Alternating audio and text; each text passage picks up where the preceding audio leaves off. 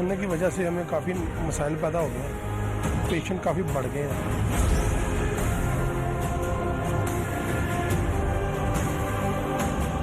Numbers بڑھ رہے ہیں، نمبرز بہت شارپلی بڑھ رہے ہیں، جو کہ بہت ہی خطرناک سچویشن ہے۔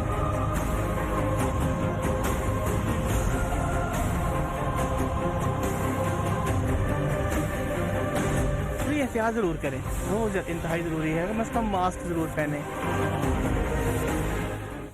بسم اللہ الرحمن الرحیم، السلام علیکم، میں ہوں عائشہ احتشام۔ پاکستان میں کرونا وائرس کے حوالے سے اگر بات کی جائے تو مصدقہ جو کیسز ہیں ان کی تعداد دن بدن بڑھتی ہی چلی جا رہی ہے، اور آج بھی مزید جو نئے کیسز ہیں اور اموات کے بعد مجموعی طور پر ملک میں جو کیسز ہیں وہ 62,689 اور اموات 1,283 تک جا پہنچی ہیں۔ اسپتالوں میں آنے سے جو رپورٹس ہم تک موصول ہو رہی ہیں ان کے مطابق یہ وائرس اب تیزی سے پھیل رہا ہے، یعنی وہ جو ایک ٹرینڈ کی ہم بات کرتے رہے ہیں کہ کیا ٹرینڈ اس وقت کرونا وائرس کا پاکستان کے حوالے سے چل رہا ہے، تو اس کی بات کریں تو یہ ٹرینڈ جو ہے مسلسل اوپر کی جانب جاتا ہوا دکھائی دے رہا ہے۔ مریضوں کی تعداد میں اضافے کے بعد خطرہ یہ ہے کہ جلد ہی اسپتالوں میں گنجائش بھی ختم ہو سکتی ہے۔ پچھلے ایک ہفتے سے پاکستان کے جو طلوعرز ہیں وہاں پر عوام کے رویے سے صاف یہ دکھائی دیتا ہے کہ لاک ڈاؤن کھلنے کے بعد عوام کا جو رویہ ہے مکمل طور پر غیر ذمہ دارانہ رہا ہے۔ اگرچہ 26 فروری 2020 کو اس وبا کے پہلے کیس کے سامنے آنے کے بعد ہی مختلف پابندیاں اور لاک ڈاؤن جو ہے اس کو نافذ کیا گیا تھا، لیکن وقت گزرنے کے ساتھ ساتھ اس کے سامنے آنے والے معاشی اثرات کو دیکھتے ہوئے وزیر اعظم عمران خان نے 9 مئی سے اس میں نرمی کا ایک اعلان کیا تھا، لیکن obviously ساتھ کچھ انسٹرکشنز بھی دی تھی، ہدایات بھی دی تھی، کچھ جو ہے وہ التماس بھی کیا گیا تھا عوام سے کہ آپ جو ہیں وہ اس کو جو SOPs بنائے گئے ہیں ان کے مطابق ہی رکھیں، لیکن انفارچونیٹلی وہ ہو نہیں سکا۔ اس نرمی کے ساتھ ہی مختلف شعبوں اور کاروباری مراکز کو اسٹینڈرڈ آپریٹنگ پروسیجرز جن کا میں نے ابھی ذکر کیا کہ SOPs کے ساتھ کام کرنے کی اجازت دی گئی تھی، دیکھا گیا ان SOPs کی خلاف ورزی۔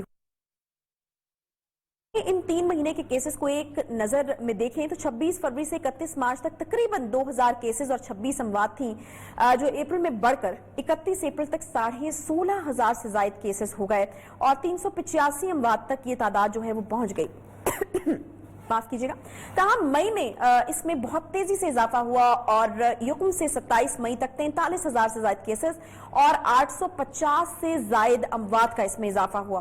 آج 28 مئی ہے اور آج کا بھی اگر ہم ذکر کریں تو پاکستان میں نئے کیسز اور اموات کی تعداد میں اضافہ ہوا ہے۔ پچھلے 24 گھنٹے میں پشاور میں سینئر صحافی فخر الدین سید اس مہلک وائرس کا شکار بنے ہیں، جبکہ ریڈیو پاکستان کے مطابق ادارے کے 2 ملازمین جو ہیں ان کا انتقال ہوا ہے، جن میں ایک خاتون اردو نیوز کاسٹر ہما ظفر بھی ہیں۔ کرونا وائرس کے باعث وہ خالق حقیقی سزا ملی ہے۔ عوام کی بے احتیاطی اس حد تک بڑھ چکی ہے کہ لوگ یہ بھی تسلیم نہیں کر رہے کہ وائرس جو ہے وہ حقیقی طور پر موجود ہے اور یہ انتہائی خطرناک ہے۔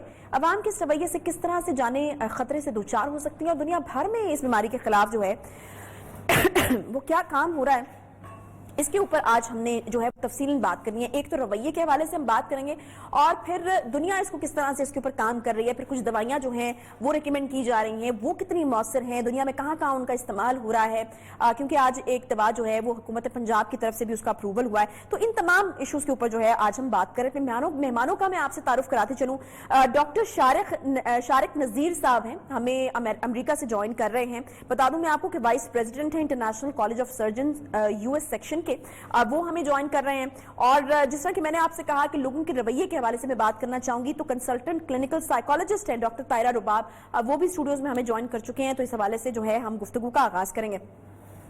ڈاکٹر صاحبہ سب سے پہلے کیونکہ ڈاکٹر شارق صاحب سے ذرا مجھے کافی ثقیل قسم کی باتیں کرنی ہیں دوائیوں کے حوالے سے، تحقیق کے حوالے سے، تو سب سے پہلے میں آپ کی طرف آنا چاہوں گی۔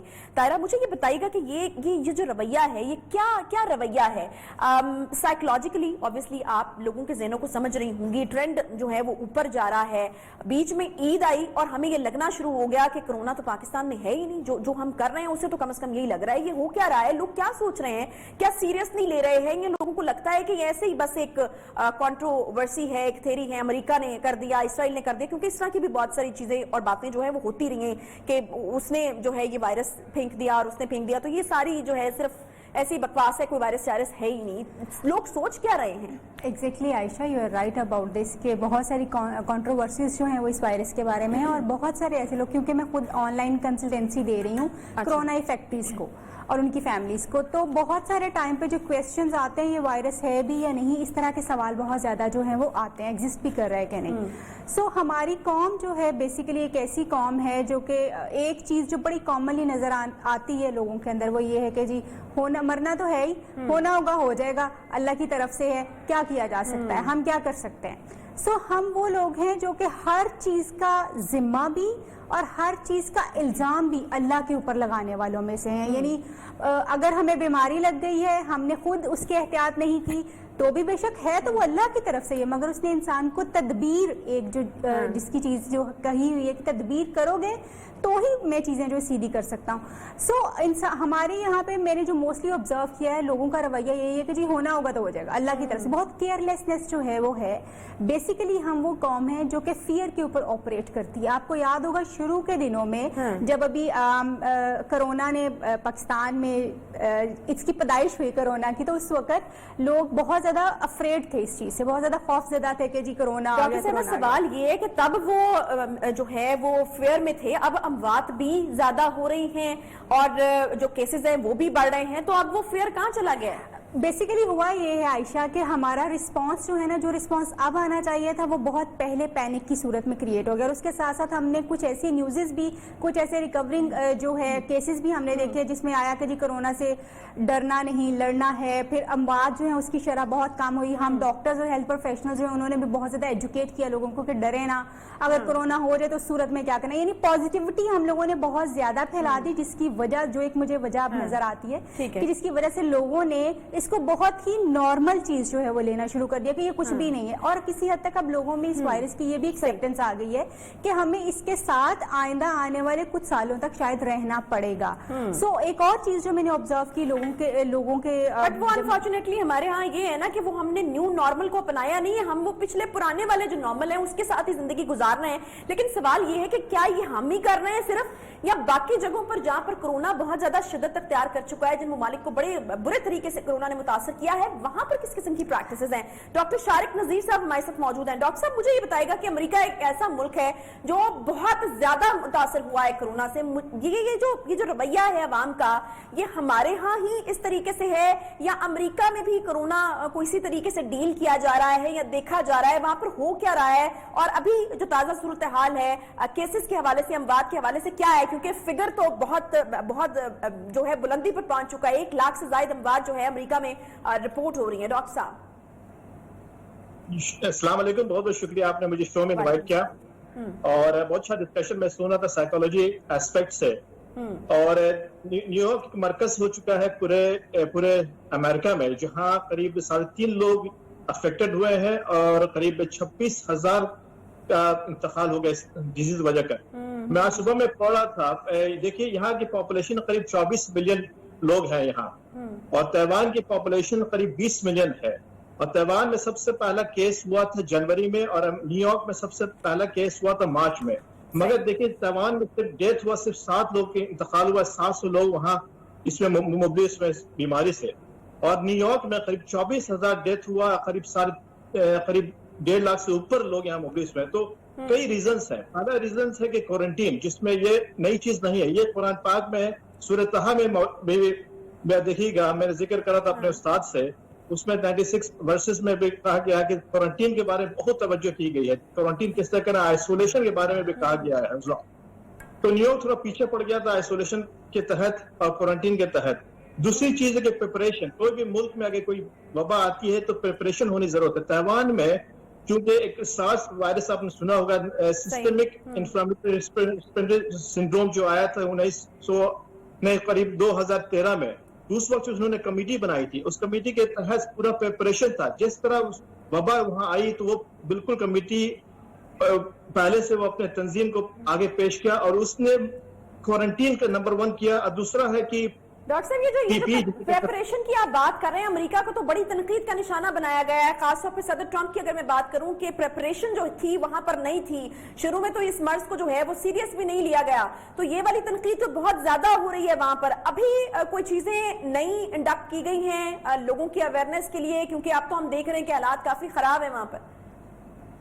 یہ ایکچولی یہ کنٹری صرف امریکہ میں نہیں ہے. اب دیکھیے جتنی بڑی بڑی کنٹریز ہیں, چائنا ہے, UK ہے, جرمنی ہے, اٹلی ہے, امریکہ, یہ بڑی بڑی کنٹریز ہیں جس میں ہر چیز ریسورسز ہے, ہر چیز کی قابلیت ہے, اور اس کے بعد ساری کیپیبلٹیز ہے, پھر بھی یہ افیکٹڈ ہوئی. اور جو کنٹری اس نے بہت اچھے سے انتظام کیا وہ ہے ساؤتھ کوریا ہے, ہانگ کانگ ہے, تائیوان ہے اور سنگاپور ہے, جس کے پاس وہ اتنی سہولتیں نہیں ہیں, پھر بھی اس نے اپنے آپ کو پروٹیکٹ کیا. اس نے کیا کیا کہ پرسنل پروٹیکشن اکوپمنٹ سامنے لایا. دوسرا ہے کہ جو ماسک ہے, جس کے ماسک کی بہت سخت ضرورت ہے, وہ اس نے لایا اپنے آپ کو, اور سارے جتنے وہاں کے سٹیزنز ہیں, ہیلتھ کیئر ورکرز ہیں اور فرنٹ لائن ورکرز, سب کو انہوں نے تقسیم کیا, اور ماسک کو انہوں نے پروڈکشن میں آگے ایکسپورٹ نہیں کرایا, اپنے پاس ہی رکھا.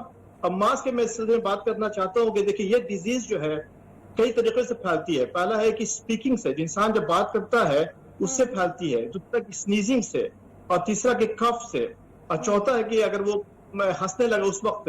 ہم لوگوں نے اسٹڈی کی تھی ابھی امریکہ میں, تو ایک جگہ میں جس کلوز سرفیس ان کو رکھا گیا, ایک بندے کو اس میں بلیک سے پینٹ کیا, اور پھر الٹرا وائلٹ لائٹ سے انہوں نے دیکھا اگر انسان جب بات کرتا ہے یا اسے کہتا ہے 1000 ڈراپلیٹ نکلتی ہے اس سے, اور وہ ڈراپلیٹ WHO نے جو اسٹڈی کی تھی انہوں نے بتایا کہ 6 فیٹ اور سیلف آئسولیشن اور ہینڈ واشنگ یہ کوئی نئی چیز نہیں ہے. یہ مرض یہ جو تھی WHO کا, انہوں نے 1918 میں جو سوائن جو فلو ہوا تو اس وقت کے تحت انہوں نے کیا.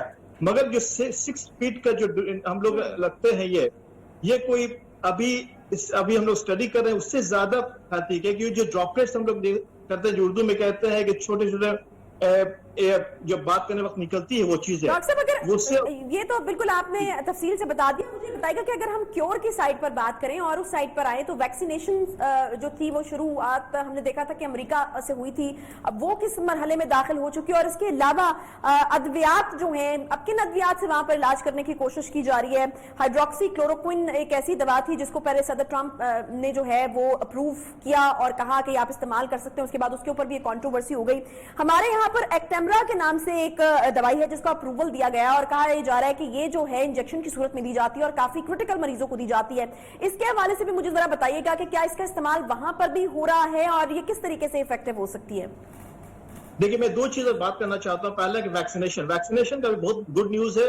حالانکہ بیک ٹریک کرتے ہیں, ہسٹوریکلی دیکھتے ہیں, ابھی تک وائرس کی کوئی خاص ویکسین نکلی نہیں ہے. ابھی ہم لوگ کے پاس HIV وائرس آیا ہے, پھر کولرا آیا ہے, میزلس آیا ہے, ڈینگو فیور آیا ہے ابھی تک, اور سوائن فلو بھی آیا, بلیک ڈیتھ. ابھی تک کوئی وائرس نکلی نہیں, کیونکہ وائرس کا جو اسٹرکچرز ہوتے ہیں میوٹیٹ کرتے ہیں, ایک طرح سے دوسرے چیز میں چینجز آتے ہیں. مگر ابھی جو وائرس ہے کووڈ, اس کی میوٹیشن ریٹ تھوڑا کم ہے. اسی تحت قریب 100 سے زیادہ پروجیکٹ ابھی 24 آورز 7 ڈیز اے ویک کام چل رہا ہے, جس میں 5 کنٹری بالکل آگے پہنچ چکی ہے, جس میں جرمنی ہے, UK کا آکسفورڈ میں, چائنا میں کام ہو رہا ہے. اب یہاں ماڈرنا کمپنی ہے وہ بالکل فرسٹ ٹرائل پاس کر چکی ہے. ویکسین نکالنے کے 5 کرائٹیریا ہونا چاہیے. ایک ہوتا ہے کہ پہلے ایڈمنسٹریٹو اسٹڈی ہوتی ہے, پھر اس کے بعد کلینکل ریسرچ ہوتا ہے, اس کے بعد ٹرائلز میں آتے ہیں, phase 1, phase 2, phase 3. Phase 1 trial جو ہوتے ہیں قریب کم پاپولیشنز میں ہوتے ہیں وہ, پھر فیز 2 ٹرائل اگر فائدہ کر رہا ہے وہ ویکسین تو سیکنڈ ٹرائل میں جاتے ہیں وہ, پھر تھرڈ ٹرائل میں, پھر وہ ڈسٹریبیوشن آ جاتی ہے. نہیں تو یہ کون سے فیز میں داخل ہو چکی ہے ویکسینیشن والا جو پروسیجر ہے ڈاکٹر ابھی ساری ویکسین جو سارے 5 کنٹری کے میں نے مینشن کیا وہ ساری فیز 1 ٹرائل میں آ گئی ہے, جو ہیومن ٹرائلز میں آ گئی ہے.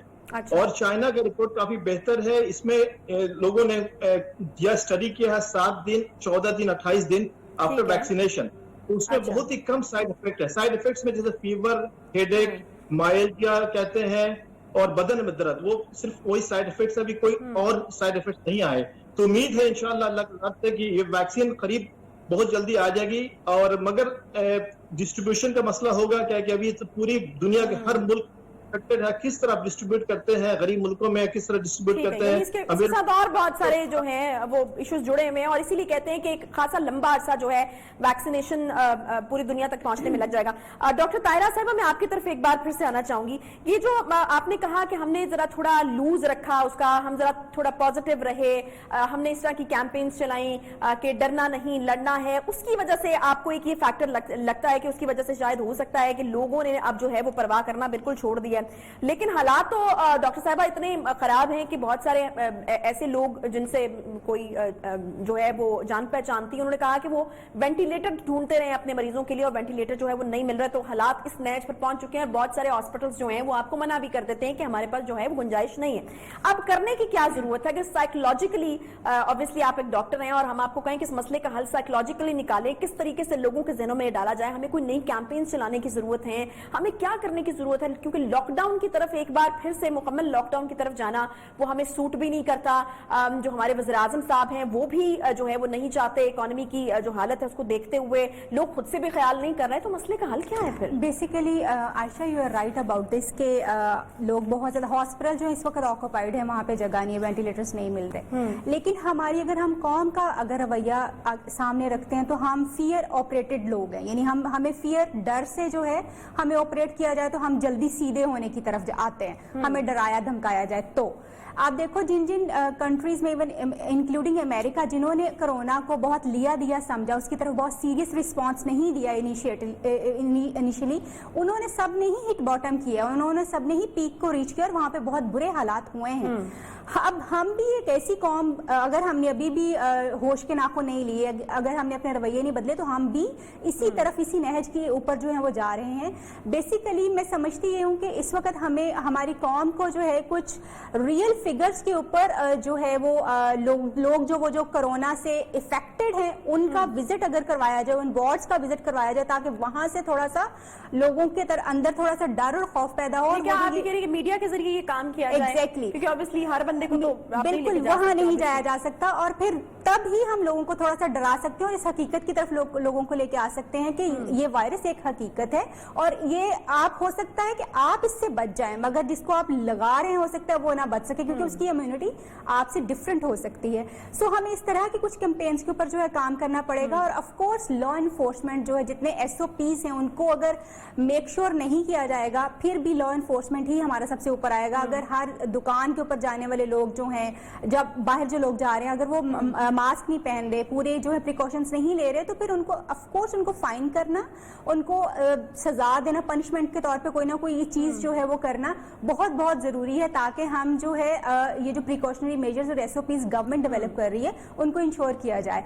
अगर हम इसी तरह से ही लेके चीजों को चलते रहे, जैसे हमने ईद के दिनों में देखा है, ऐसे लगा है कि जैसे लोग जो हैं जी एकदम से बाहर आए हैं, और ऑनेस्टली ये वही तबका था और जिसके बारे में हम जो हमारी एक बेहतर क्लास या गवर्नमेंट बहुत ज्यादा परेशान थी कि जी इन लोगों का खाना पीना कैसे चलेगा, क्योंकि हमने देखा है कि बहुत पढ़े लिखे लोगों ने शॉपिंग जरूर की है, मगर उन्होंने ऑनलाइन ज्यादा फैसिलिटीज को अवेल किया है, और जो दुकान पे जो बंदा गया, जो मार्केट में बंदा गया है, वो लोअर द मिडिल क्लास जो है या बहुत नीचे वाली क्लास जो मार्केट में बहुत ज्यादा आपको नजर आई है।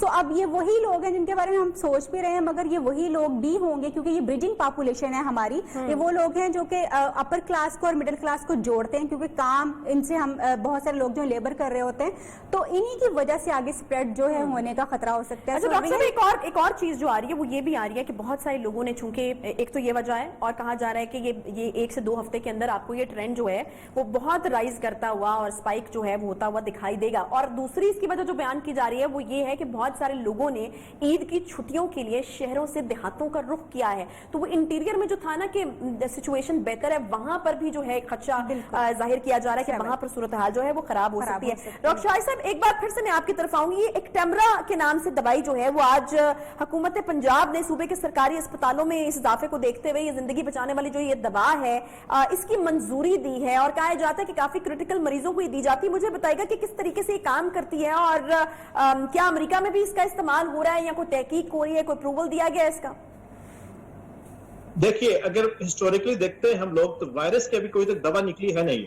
अच्छा। और जो हम लोग अभी दवा अभी चला रहे हैं ज्यादा यहाँ अमूमन लार्ज स्केल पर, वो है Z-Pak, जो जिथ्रोमाइसिन कहते हैं, वो भी उसको देते हैं जो इस मर्स में मुब्तला है और बैक्टीरियल इन्फेक्शन से बचना चाहता है। जो हाइड्रोक्लोरोक्विन जो बहुत ही मशहूर हुई थी, हमारे प्रेसिडेंट ट्रम्प ने भी कहा, उन्होंने वॉश किया कि मैं इस दवा को ले रहा हूँ, मगर WHO ने अभी करीब 1 हफ्ता पहले उस दवा को उसने बैन कर दिया कम्प्लीटली, हाइड्रोक्लोरोक्विन। इसका कोई इफेक्ट नहीं है, इसके लॉन्ग टर्म काफी साइड इफेक्ट्स हैं, इससे लोग मर रहे हैं हार्ट डिजीज की वजह कर, और इरेगुलर हार्ट रेट हो रहा है। तो ये दवा बिल्कुल आपके आम से मैं कहना चाहता हूँ कि ये हाइड्रोक्लोरोक्विन दवा बिल्कुल खत्म कर दें, اس کو نہ کسی کو دیں نہ کسی پر ایڈوائز کریں.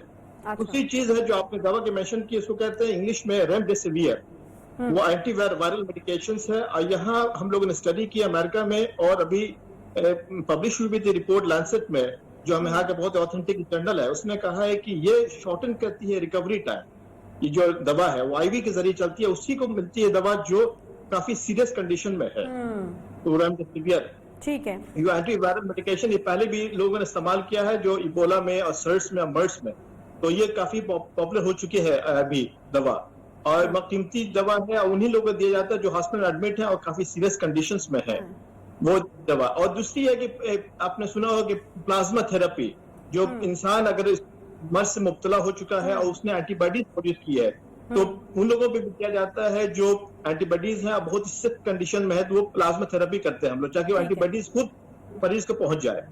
ٹھیک ہے. تو یہ دو بہت کافی پاپولر ہوئی ہے. یعنی یہ دونوں, ایک یہ دوا اور دوسرا پلازما کے ذریعے جو علاج ہے وہ کافی پاپولر ہو رہا ہے. بہت شکریہ. سیگمنٹ کا وقت ختم ہو گیا. ڈاکٹر شارق نذیر صاحب ہمارے ساتھ موجود ہے, ڈاکٹر طاہرہ رباب صاحبہ نے بھی ہمیں جوائن کیا. بہت شکریہ آپ دونوں حضرات کا. فیکٹس اینڈ فگرز کو ایک دفعہ اگر میں دوبارہ کوٹ کر دوں, جیسا کہ ڈاکٹر صاحبہ نے بھی کہا کہ ہمارے ہاں جو فیئر ہے اس کے ذریعے ہم آپریٹ کیے جاتے ہیں. 60,000 سے زائد, ایک اور اندازے کے مطابق تقریباً 62,000 کو ہم نے ٹچ کر لی ہے. اور آپ یاد کیجئے وہ اسٹیٹمنٹ جو خان صاحب نے دی تھی, انہوں نے کہا تھا کہ 25,000 تک تو ٹھیک ہے جی ہمارے کنٹرول میں چیزیں ہوں گی, لیکن 50,000 سے اگر تجاوز کر جاتی ہیں تو چیزیں ہمارے ہاتھ سے نکل سکتی ہیں. اس میں ایک اور چیز میں ایڈ کر دوں کہ 41,000 جو کیسز ہیں وہ ہمارے ہاں ایکٹیو ہیں. جو دیگر کیسز ہیں وہ ریکور ہو چکے ہیں, یہ بھی ایک اچھی پازیٹیو خبر ہے. بہرحال 41,000 کیسز جو ہیں وہ ایکٹیو کیسز ہیں, اور مزید ہم دیکھ رہے ہیں کہ ہر دن کے ساتھ جو ہے وہ تعداد بڑھتی چلی جا رہی ہے, اور اموات میں بھی جو ہے وہ اضافہ ہو رہا ہے. عالمی درجہ بندی کی اگر بات کی جائے تو پاکستان 18ویں نمبر پر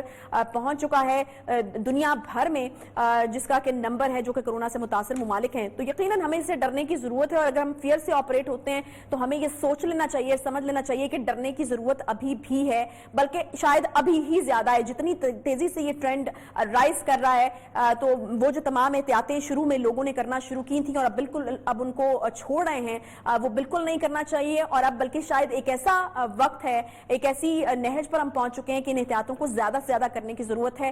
دوسروں کو بھی محفوظ رکھیں اور خود بھی اس سے محفوظ رہیں. ایک چھوٹا سا بریک کے بعد واپس آتے ہیں, ساتھ رہیے.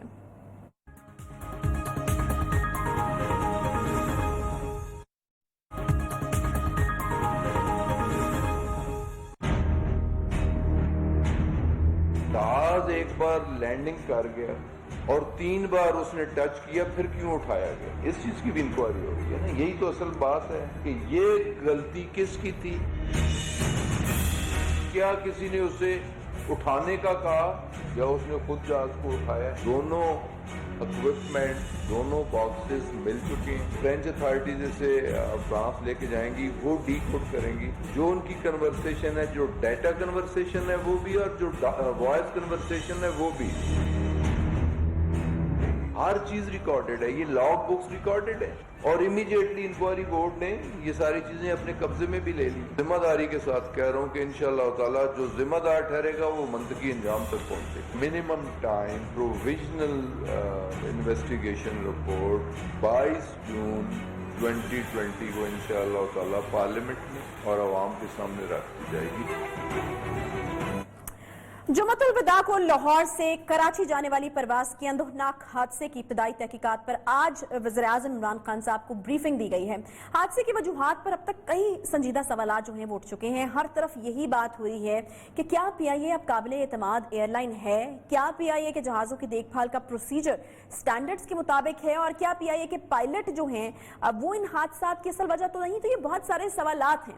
پچھلے کچھ سالوں میں پاکستان میں جتنے بھی مسافر طیارے حادثات کا شکار ہوئے ہیں, ان کی تحقیقاتی رپورٹس عوام کے سامنے کیوں نہیں لائی گئیں.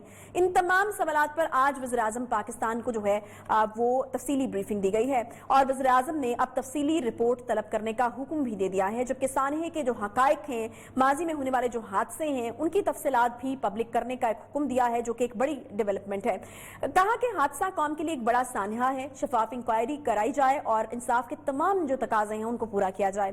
کیا اس بار یہ پتہ لگ پائے گا کہ کراچی طیارہ حادثے کے पीछे जो वजूहात हैं वो क्या थीं और सानहे का जिम्मेदार कौन है जिसके बायस 97 मुसाफिर जो है जहां बहक हो गए थे। 2 अफराद इसमें मौजाना तौर पर महफूज रहे, बाकी में 15 के करीब घरों को नुकसान पहुंचा जिसमें कई अफराद भी जख्मी हुए हैं। क्या इस बार हकाइक मंजर-ए-आम पर लाए जा सकेंगे? PIA और एविएशन हुकाम इन हादसात में किस हद तक जिम्मेदार होते हैं, इस पर भी हम बात करेंगे। लेकिन आज की जो डेवलपमेंट है उसके हवाले से मैं आपको कुछ ब्रीफ करती चलूं। आज एक जो इंपॉर्टेंट चीज हुई है जी वो ये है कि कॉकपिट वॉइस रिकॉर्ड जिसकी तलाश उसी दिन से की जा रही थी जिस दिन ये हादसा पेश आया था और आज इसमें कामयाबी हुई है। फ्रांस से जो टीम पहुंच चुकी है और पाकिस्तानी टीम जो मिलकर काम कर रही थी उनको ये कामयाबी मिली है कि कॉकपिट वॉइस रिकॉर्ड मिल गया है। इसके अलावा जो हवाबाजी के वजीर हैं उन्होंने कुछ 2-3 इंपॉर्टेंट पॉइंट्स दिए हैं। उन्होंने एक चीज ये बताई है कि जहाज 3 बार रनवे के साथ टच किया है। जी हाँ, जहाज ने जहां पर उतरना था वहां से होकर के वो हादसे का शिकार हुआ है और 3 बार टच करने के बाद जिसकी वजह से उसके इंजन भी जो हैं वो नीचे से खराब हो गए और शायद यही वजह थी कि इंजन फिर काम नहीं कर सके। तो 3 बार टच किया, उसके बाद जहाज जो है वो फिजा में दोबारा गया है और उसके बाद उन्होंने कहा कि जहाज किसके कहने पर नीचे आया और किसके कहने पर दोबारा उठाया गया, ये तमाम मालूमात जो है वो हासिल हो जाएंगी। बहरहाल इसी तमाम मामले पर तफसीली बात करने के लिए हवाबाजी का वसी तजर्बा रखने वाले पायलट जिन्होंने 40 साल तक PIA को सर्व किया और उसके बाद प्राइवेट एयरलाइन को भी सर्व किया है, जनाब कैप्टन आदिल बिन कमर साहब ने हमें ज्वाइन किया। बहुत शुक्रिया कैप्टन आदिल साहब प्रोग्राम में ज्वाइन करने के लिए। कैप्टन आदिल साहब, आज जो एक सबसे इंपॉर्टेंट चीज है वो ये जिसने शायद बहुत सारे लोगों को हैरान और परेशान भी कर दिया और जिन लोगों के जो प्यारे हैं वो इस दुनिया से चले गए उन्होंने शायद इस तरह की आहें भरी हूं कि काश के जब 3 बार टच किया जहाज ने रनवे को तो उसी वक्त शायद कोई लैंडिंग हो जाती, कोई मौजज़ा हो जाता। बहुत सारी इस तरह की चीजें भी ज़हनों में चल रही हैं। मुझे ये बताइएगा कि ये जहाज 3 बार रनवे को टच करने के बाद दोबारा उड़ाया गया, कितनी बड़ी ये डेवलपमेंट है जो इन्वेस्टिगेशन हो रही है उसके अंदर, और आपने चूंकि फ्लाइंग की है और बहुत ज्यादा की है माशाल्लाह, तो ये कौन से ऐसे हालात होते हैं जिनके अंदर आपको ये करना पड़ सकता है या फिर आपको लगता है कि ये डिसीजन ही गलत था? जी आयशा, आपको कैसी आवाज आ रही है मेरी? Can you here? जी बिल्कुल बिल्कुल ठीक आ रही है कैप्टन साहब। अच्छा जी, आपने जो सवाल किया है, देखिए एक पायलट का एक नेचुरल फिनोमेना होता है फ्लाइंग का कि जब तक वो सेफली ग्राउंड पे उतर ना जाए he would not complete that landing. ये बहुत लोगों ने सवाल पूछा है। जब इनिशियल टच डाउन हुआ था उसका, तो आई डोंट थिंक उसको इतना पता था कि कितनी इसकी इंटेंसिटी क्या है, कितना जहाज डैमेज हुआ है। और उसने, मैं समझता हूँ विद माय तजुर्बा कि उसका पहला डिसीजन जो था कि मैं गो राउंड कर जाऊं वो बहुत बेहतर था, बिकॉज रनवे बहुत थोड़ा एंड में रह गया था। 90% चांसेस यही थे कि अगर वो कंटिन्यू करता टच डाउन, जहाज आगे जाता, उसमें फ्यूल बहुत था, एक्सप्लोड कर जाता, तो द कॉन्सिक्वेंसेस जो थे वो यही होते तकरीबन जो अभी हुए। Unfortunately very close to that. हो सकता है कोई लोग बच जाते उसमें भी। तो उसने ये चीज तो अच्छी सोची कि मैं एयरबॉर्न हो जाऊं, अगर सेफ एयरबॉर्न हो जाऊं, लेकिन उसने लैंडिंग में फिर बड़ी डिले की है। अगर वो फौरन उसको ग्राउंड से टावर बताता कि जी आपके इंजन के कांटेक्ट हो चुके हैं, विच इज वेरी नॉर्मल। अगर आप नीचे भी टेल लगती है, टेक ऑफ पे कुछ होता है, तो आप हमेशा टावर से भी पूछते हैं एनी डेब्रीज, ताकि पीछे कोई जहाज आ रहा हो तो वो उन पे ना चढ़ जाए। दूसरा ये है कि टावर ने जब देखा तो why didn't the tower alert him कि आपने इंजन टच किया है, डैमेज हुआ है, और उसने भी देखा कि थ्रस्ट कम हो रही है। तो इसने जितना टाइम लगाया है फिरने में, अगर वो उससे पहले वहीं से मुड़ जाता या फौरन रनवे की तरफ आता, तो विद इन 3 to 5 मिनट्स हम ट्रेनिंग में सिखाते हैं पायलट्स को कि अगर आपके जहाज को टेक ऑफ पे खुदा न करे आग लग गई है और एक अनकंट्रोलेबल फायर, तो आप इमीडिएटली टर्न बैक करके लैंड करें, और वो हमारी एक्सरसाइज 2.5 से 3 मिनट में कंप्लीट हो जाती है। तो 5-6 मिनट उड़ता रहा है। तो that is obviously question mark inquiry बताएगी। और जिस तरह आपने, अच्छा कैप्टन साहब, सॉरी मैं आपको इंटरप्ट कर रही हूँ, ये तो आगे की बात थी कि इस तरीके से लैंड किया गया कि रनवे खत्म हो जाता। उससे पहले यकीनन एक हिस्ट्री रही होगी, कुछ ऐसी चीजें हुई होंगी जो कि शायद गलत हुई हैं, जिसकी वजह से वो अप्रोच ही नहीं बन सकी कि सही तरह से लैंडिंग हो सके। तो कुछ इस तरह की चीजें भी सामने आ रही है कि शायद हाइट मुनासिब नहीं थी, क्योंकि ये हाइट की जो बात है वो जो हम रिकॉर्डिंग सुन रहे हैं उसके अंदर भी हुई है। फिर स्पीड के हवाले से भी बात हो रही है। तो कुछ इस हवाले से हमें बताइएगा कि आखिर अप्रोच इतनी गलत बन कैसे गई कि लैंडिंग उस तरह से नहीं हो सकी और जहाज के इंजन को नुकसान पहुंचा और फिर दोबारा से जो है वो टेक ऑफ करना पड़ा? ये Ayesha, actually high hot and high approach जो है ना, ये एक ऐसा फिनोमेना है जो हो जाता है। It is not something total. देखिए वो पायलट बड़ा एक्सपीरियंस था, वो स्कर्दू जाता था। स्कर्दू में तो कोई प्रिसिशन और इलेक्ट्रॉनिक बीम नहीं है जिसपे वो सारा अपने ओन परसेप्शन पे और जो उसका जो अवेयरनेस होता था और उसकी जो मल्टीटास्किंग होती थी उसके हिसाब से स्कर्दू में जहाज लैंड करता है, which is one of the most difficult field इन पाकिस्तान। जब वो वहां 2 साल से उड़ा रहा था तो कराची तो सबसे आसान एयरपोर्ट है, कोई जहाज नहीं है, क्लियर वेदर है। अब वी डोंट नो, ये CVR जिसे कहते हैं, कॉकपिट वॉइस रिकॉर्डर, इससे बड़ी चीजें पता चलेंगी, कम्युनिकेशन क्या हो रही थी क्या नहीं हो रही थी। तो be little hot and high इतना डेंजरस नहीं है, लेकिन उसको करेक्ट क्यों नहीं किया टाइमली। और दूसरा सबसे बड़ा रोल फिर आता है, अगर वो हॉट एंड हाई आ भी रहा था, ATC क्लियरेंस देती है लैंडिंग की। ATC में टावर विजुअली बैठ के जहाज देख रहा होता है, उसको इतना लेट चेंज ओवर अप्रोच ने क्यों कराया है। अगर वो उसको देखता भी और कहता I will cancel your landing clearance, you go around immediately, your incident will be reported, थोड़ा सा थ्रेटनिंग टोन में, तो वो फौरन he would have been alerted and gone round। वो कोई बात ही नहीं हो रही है अपेरेंटली अभी तक, जो हमें रिकॉर्डिंग में नजर आई है। अब CVR बताएगा कि उसको क्यों नहीं थ्रेट किया गया कि यू गो राउंड, आप स्टेबलाइज नहीं हैं, आप 5000 फुट रनवे पे आ रहे हैं, और टच डाउन के बाद जब इंजन भी रगड़े गए हैं तो किसी ने बाहर से वार्न किया है उसको कि आपके इंजन ने कांटेक्ट कर लिया है, यू स्क्रब द रनवे। ये कोई बातें नहीं हुई है। So there are lot of mysteries, we have to wait for the inquiry and the CVR जो मिला है, ये बड़ा वाइटल चीज है। ठीक है। अच्छा कैप्टन आदिल साहब, एक आखिरी सवाल, मुख्तसर जवाब दीजिएगा, टाइम मेरे पास बिल्कुल खत्म हो गया है। आज की जो इंपॉर्टेंट डेवलपमेंट वो ये भी है कि वज़ीर आज़म ने जो अभी पाकिस्तान बनने से अब तक जो 12 हादसा फिजाई हुए हैं उनकी इन्वेस्टिगेशन को कहा है कि रिपोर्ट सामने लाई जाए। कितना बड़ा डिसीजन है, और आपको क्या लगता है कि अगर ये पहले हो जाता तो हम बहुत सारे और फिजाई हादसा जो इसके बीच में होते रहे उनसे बच सकते थे, या फिर जो रिसेंटली हुआ वह बच सकते थे कि तहकीकाती रिपोर्ट सामने आनी चाहिए? और ये कितना इंपॉर्टेंट डिसीजन है इस वक्त प्राइम मिनिस्टर साहब का? बहुत अच्छा डिसीजन है, it's an excellent decision by the prime minister साहब। I wish it was done earlier. लेकिन इसमें बस ये है कि देखिए, सबसे इंपॉर्टेंट होता है इंक्वायरी कौन कर रहा है, ये बहुत जरूरी है पाकिस्तान में। इसकी इंक्वायरी पे भी थोड़े से सवाल जवाब उठ रहे हैं। You have to have very neutral people. ये इमरान साहब हमेशा कहते रहे, हमारे prime minister, neutral empires in cricket. तो इस किस्म की सिचुएशन में we need neutral empires, people who are neutral, who have the knowledge and the ability। I don't doubt people जो already कर रहे हैं, but उनकी इस डिफिकल्ट फील्ड में नॉलेज है, सिविल एविएशन में है या नहीं है, जहाज पे है या नहीं है, ये बहुत जरूरी है, ताकि it should be a fair inquiry. सारे जो जितने भी लोग हैं जिनके interest are involve, everybody on board, ताकि किसी का बाद में सवाल और इंक्वायरी जो है वो बाद में क्वेश्चनेबल ना हो जाए। ठीक है जी। कैप्टन आदिल बिन कामर साहब हमारे साथ मौजूद है, बहुत शुक्रिया कैप्टन साहब आपकी आमद का और आपके तज्जिए का। बिल्कुल 22 जून की तारीख जो है वो वजीर साहब की तरफ से दी गई है, और उन्होंने कहा है कि 22 जून तक जो तहकीकाती रिपोर्ट है वो अवाम के सामने ले आएंगे। और ये बहुत ही कम किस्म का अरसा है, क्योंकि हम देख रहे हैं कि पहले जो हवाई हादसा हुए हैं उसकी कोई रिपोर्ट जो है वो मंजर आम पर नहीं लाई। तो 22 जून को अगर ये रिपोर्ट सामने आ जाती है तो यकीनन एक ये बड़ी अचीवमेंट होगी, और उन लोगों के लिए भी सकून का बाइस होगी जिनके अपने प्यारे जो हैं वो इसमें बिछड़े कि आखिर हुआ क्या था जहाज के साथ, और आइंदा इस तरह के हादसा को अवॉइड करने में भी एक मदद जो है वो मिल सकेगी। बहरहाल एक और इंपॉर्टेंट इशू की तरफ आपको लिए चलते हैं। आज 28 मई यौम तकबीर है। पाकिस्तान ने इस दिन भारत को वो जवाब दिया था जो वो कभी सोच नहीं सकता था। भारत के एटमी धमाकों के तजर्बात के बाद फौरी तौर पर पाकिस्तान ने भारत को इससे ज्यादा एटमी धमाके करके एक सरप्राइज दिया था, और एक सरप्राइज 27 फरवरी 2019 को भी दिया गया था। भारत जो खित्ते में अमन सलामती का दुश्मन बना हुआ इस वक्त, और मुद्दे की तापसंदाना फाशिस्ट सोच पूरी दुनिया के सामने बेनकाब हुई भी है। भारत के तमाम हमसाया ममालिक अब भारत के इस गासिबाना रवैये के खिलाफ भड़क उठे हैं, जिसके बाद मोदी का गरूर जो है वो खाक में मिल चुका। चीन ने भारत को लद्दाख के बॉर्डर पर वो सबक सिखाया है कि मोदी का आग उगलने वाले मीडिया की तोपें जो है वो काफी खामोश नजर आ रही हैं इस वक्त। चीन ने भारत के फौजियों को न सिर्फ कैद किया है बल्कि इनकी धुलाई भी काफी की है। ये दुनिया में पहली बार देखा गया है कि बजाय भारतीय फौज के कोई जवाब दे, वो चीन के इस रवैये पर हथियार फेंक कर बैनर्स उठाए नारेबाजी कर रहे हैं, जिस पर भारतीय फौज की जगहसाई खूब हो रही है। सवाल उठ रहे हैं कि वो ताकत, गरूर और घमंड आखिर गया कहां, जिसके दावे बार बार मोदी और इसकी जमात के फाशिस्ट सहलकार आम तौर पर किया करते थे।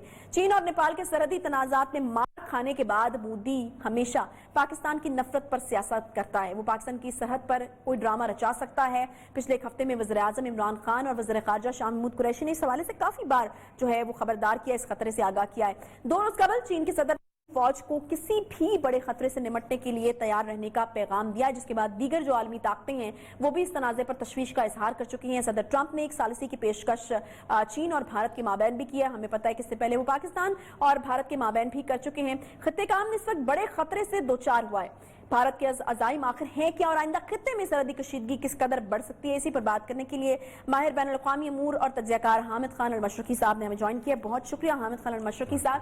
یہ جو تنازع اس وقت اٹھا ہوا ہم دیکھ رہے ہیں، مجھے یہ بتائے گا کہ یہ بہت ایک لمبا عرصہ ہے جس کے بعد ہم دیکھ رہے ہیں کہ LAC جو لائن آف ایکچوئل کنٹرول ہے اس کے اوپر اس طرح کی جو تمام جھڑپ ہمیں نظر آئی ہے جس میں ہلاکتیں بھی ہوئی ہیں. کیا لگ رہا ہے آپ کو، کیونکہ فوجیں تو دونوں طرف کی تیار ہیں، آئندہ آنے والے دنوں میں کس طرف جائیں گے معاملہ؟ بہت شکریہ عائشہ.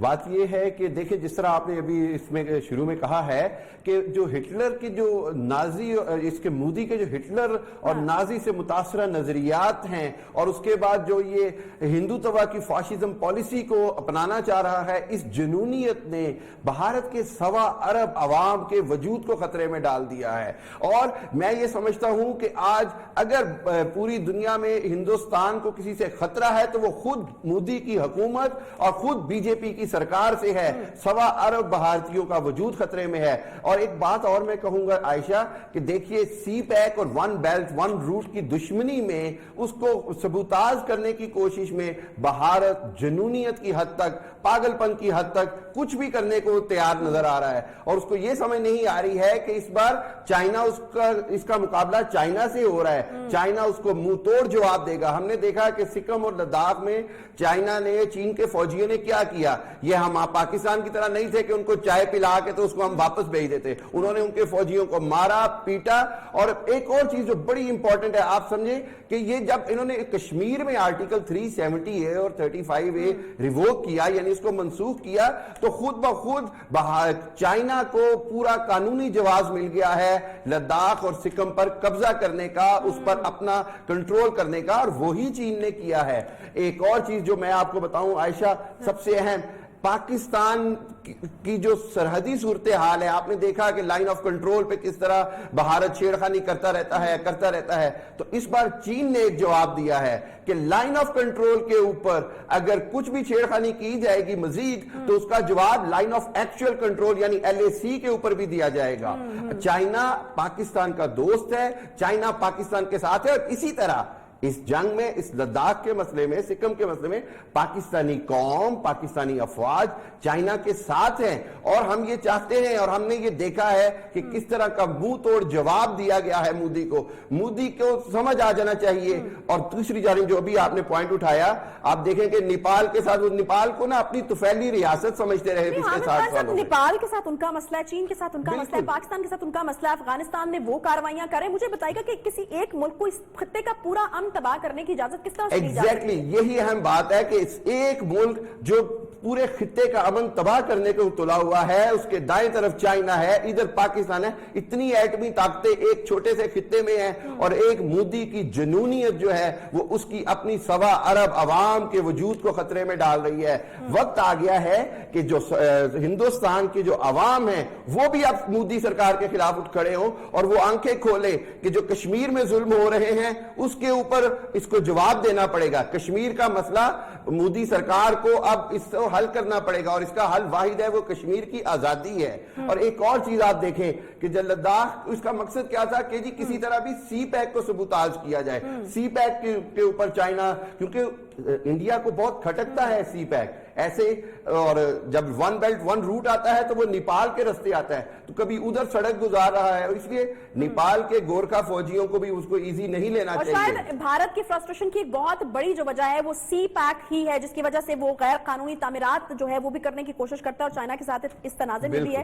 لیکن یقیناً جیسا کہ حامد صاحب نے بھی کہا کہ یہ یاد رکھنا پڑے گا بھارت کو کس دفعہ مقابلہ ہے جو ہے وہ چین کے ساتھ ہے، اور وہاں پر ٹریلر جو ہے وہ چین دکھا بھی چکا ہے کہ کیا کیا جا سکتا ہے. اس کے ساتھ ہی شو کا وقت یہاں پر ختم ہوتا ہے. حامد صاحب بہت شکریہ پروگرام میں جوائن کرنے کے لیے. ملاقات ہوگی آپ سے اگلے ہفتے. اپنا خیال رکھیے. اللہ حافظ.